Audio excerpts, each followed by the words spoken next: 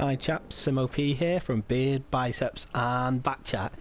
Today I'm bringing you a review on the Type 59. So WG have just released a MVP bundle, which is I think 8 tanks in total that people are very sort of keen to get their hands on. So they've released the T28 Concept, T3488, the Ram Panzer, AMX Chaffee, Cromwell Knight, Kaiju, Zika, T14, whatever that is, as well as the Type 59.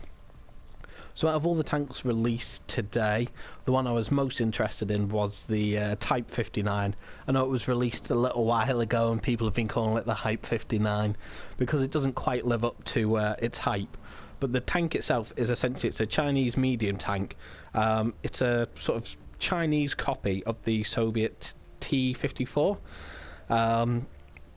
It's got a lot of, when you see it, mine's in battle at the moment for whatever reason.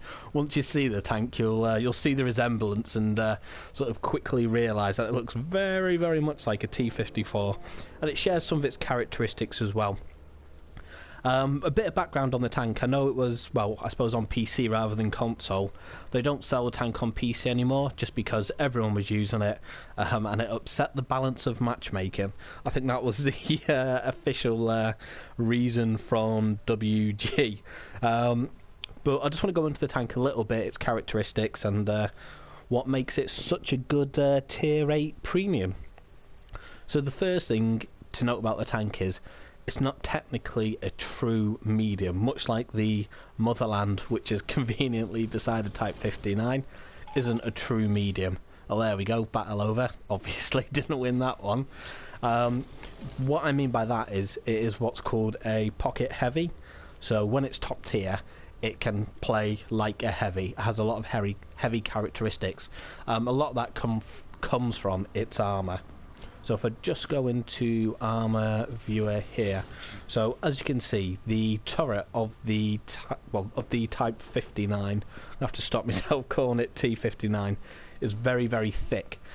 Anywhere from, let me get right to it, on the very front of it, 191 to 231 plus millimeters. Essentially, it is bouncing most things off that turret. Now, the other aspect of this tank which makes it quite good is the front armour. Although it's only about 100 mils thick, it's very, very well sloped. So essentially what that means is it can reliably bounce about 175 mil penetration of AP rounds and about 200 mil of heat rounds, and that's without really angling the tank too much.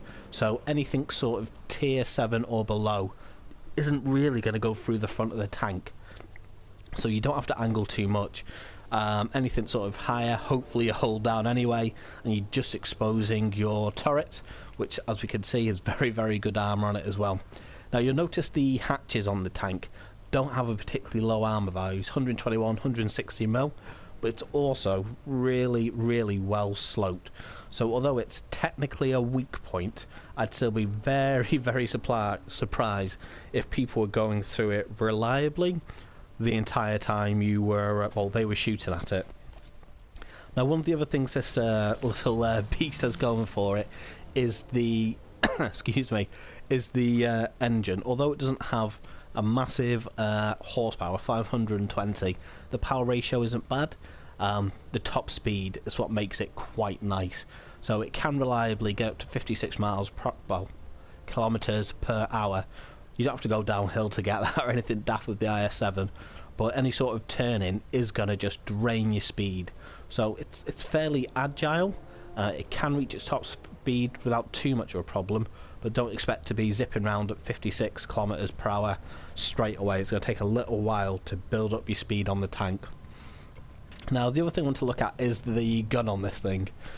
It is essentially, if I make sure I get this right, it's the same gun that is found on the T-34T, so it's quite a good gun.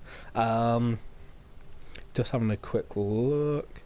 There we go, yep. The standard shell damage about 277. It's pretty much exactly the same as the Motherland, which is its closest comparison. In the couple of games I've played, the penetration I've found a little bit lackluster. So I've found myself using premium ammunition, potentially a little bit more than I should be, just to make sure I'm penetrating what I'm shooting at. Now, the other thing that's quite interesting about this tank is, this really isn't too much of a benefit if I'm being honest, is the situation of its modules. So, although it's got good sloped front armour, you'll notice that engine module on the right hand side is right near the front. You can get it from the lower glacis. If you go through the top, you're very likely to hit it. Now, it's got a 12% chance for an engine fire, which, like I suppose most Russian vehicles or copy of Russian vehicles, is quite high. But that coupled with the fact, there you go, your ammo rack on the right hand side isn't in the middle of the tank, it's just behind the engine. Now that creates a couple of unique challenges with the Type 59. Anything shooting your right hand side front, where the engine is, or flank, where your ammunition is, if it's going through, it is going to cause a lot of damage, potentially even set your ammo rack off. So the way you have to play the tank is you always have to be very, very conscious, even when you're angling, which direction you're angling. You always want to be angling your left hand side rather than your right hand side, essentially sitting like almost like that, so that way they're not damaging your engine, they're not damaging your ammo. I've found potentially running the large repair kit and the small repair kit, the large one just get the passive boost just to keep the modules as safe as possible.